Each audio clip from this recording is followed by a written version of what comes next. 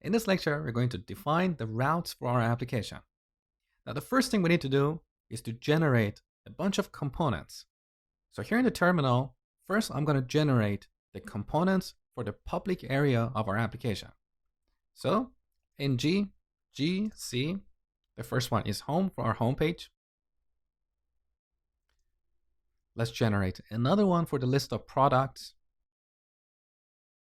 So on this page, the user can view all the products we have in our store. Then we need another component for our shopping cart, shopping-cart. So this is where the user can see all the items in their shopping cart. We need another component for our checkout page. So ng-gc check-out. Now on this page, when the user fills out the checkout form and clicks the place order button, we want to take them to a different page like order successful. So ng-gc order-success. So these are the components for the public area of the website.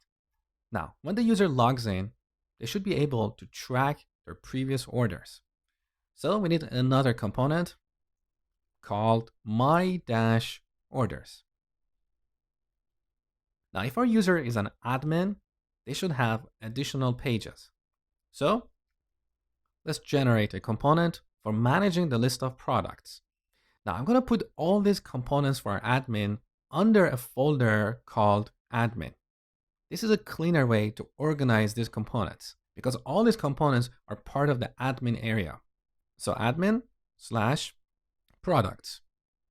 Now, if we generate this component, the name of this component is going to be products component. But earlier, we generated another products component for our anonymous users to browse our products catalog.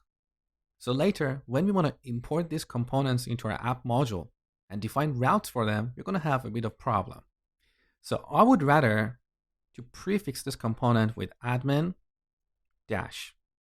Now you may say this is ugly because we have repeated admin twice, but that's not exactly right because the first admin here is the name of our folder and the second one is the prefix we have in our component's name. Okay? Now our admins should also see the list of orders in the application.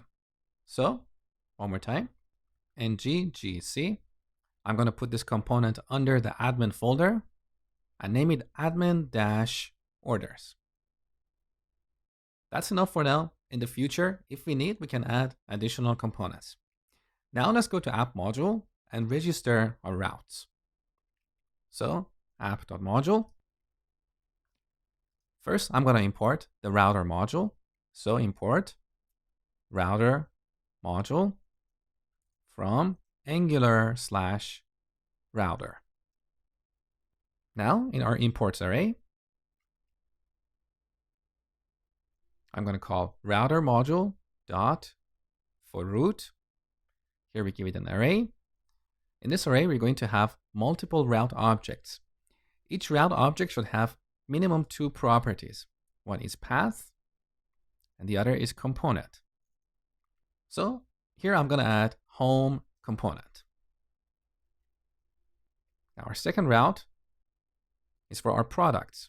So products, and we associate this with product component. The third one is for our shopping cart. So shopping-cart, and we link this with shopping cart component. Next one is checkout. So check-out, and we link this to checkout component.